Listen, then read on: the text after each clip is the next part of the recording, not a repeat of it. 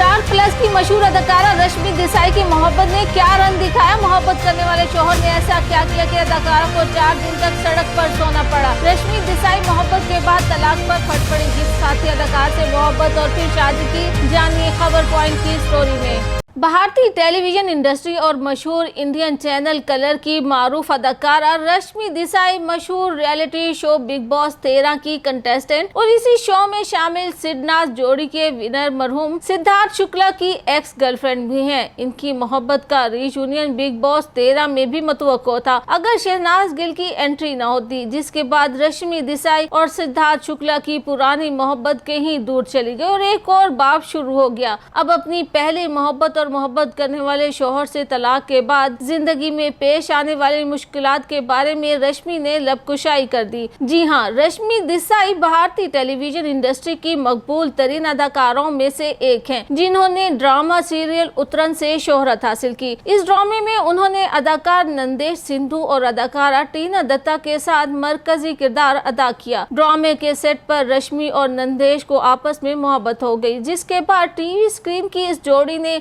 हकीकी जिंदगी में भी शादी कर ली थी, लेकिन बदकिस्मती से इनकी अज़दवाजी जिंदगी कामयाब ना हो सकी। शादी के 3 साल बाद ही रश्मि देसाई और नंदेश के दरमियान तलाक हो गई। रश्मि देसाई का कहना था कि वो नंदेश से तलाक लेने के बाद बेघर हो गई थी और उन्होंने बहुत सी मुश्किलात का सामना किया। नंदेश सिंधु से तलाक के फौरन बाद ही इनकी जिंदगी का बुरा वक्त शुरू हो गया था। इनका अपने अहले खाना और दोस्तों से राबता खत्म हो चुका था, क्योंकि सबको लगता था कि उन्होंने अपनी जिंदगी के तमाम फैसले ही गलत किए और उन्हें लगता था कि रश्मि को समझना बहुत ही मुश्किल है। रश्मि देसाई का कहना था कि उन्होंने इस दौरान एक घर भी खरीदा था और इसके लिए तकरीबन 2.5 करोड़ रुपए का कर्ज लिया था। इसके अलावा इन पर पहले से ही 3.5 करोड़ का कर्ज था। अदाकारा का कहना था कि उन्होंने सोचा था कि सब ठीक हो जाएगा, वो सारा कर्जा उतार देंगी, लेकिन फिर इनका शो अचानक बंद हो गया, जिसकी वजह से इनके लिए हालात अबतर होते गए। उनका कहना था कि वो बेघर हो गई थी, इनके पास रहने के लिए कोई जगह न थी, सिर्फ एक छोटी सी गाड़ी थी, तो वो 4 दिन तक सड़क पर अपनी गाड़ी में ही सोई, क्योंकि इनके पास कोई दूसरा रास्ता न था। रश्मि देसाई का कहना था कि इनका सारा सामान इनके मैनेजर के घर पर था और इनका अपने घर वालों से राब्ता बिल्कुल खत्म हो चुका था। वो 4 दिन इनकी जिंदगी के मुश्किल तरीन दिन थे। उन्होंने 4 दिन तक 20 रुपए वाला खाना खाया। अदाकारा का कहना था कि रिक्शे वालों के लिए खाना आता था, इसकी कीमत 20 रुपए हुआ करती थी। वो एक प्लास्टिक के थैले में आता था, जिसमें दाल चावल और 2 रोटी होती थी। उन्होंने मजीद कहा कि उन्होंने अपना कर्जा उतारने के लिए दिन रात मेहनत की, फिर इनके पास कर्ज की अदायगी के लिए 12 लाख रुपए कम पड़ रहे थे, तो उन्होंने अपनी वही गाड़ी फरोख्त की जिसमें सड़क पर सोया करती थी। इनकी गाड़ी 15 लाख रुपए में फरोख्त हुई थी। 13 फरवरी 1986 को पैदा होने वाली रश्मि देसाई ने अपनी करियर का आगाज जी टीवी के ड्रामा रावण से किया। कलर टीवी की सबसे ज्यादा मुआवजा लेने वाली अदाकारा के तौर पर कामयाबी हासिल की और बहुत से अवार्ड्स जीते। वो शिवानी देसाई के यहाँ भारतीय रियासत आसाम के गांव नागौन में पैदा हुई। उनका ताल्लुक गुजराती घराने से है। वो मुंबई में पली बढ़ी और वहीं के स्कूल से इब्तदाई तालीम और फिर टूर्स एंड ट्रेवल्स में मुंबई के कॉलेज से FA किया। 12 फरवरी 2011 में उन्होंने अपने ड्रामे के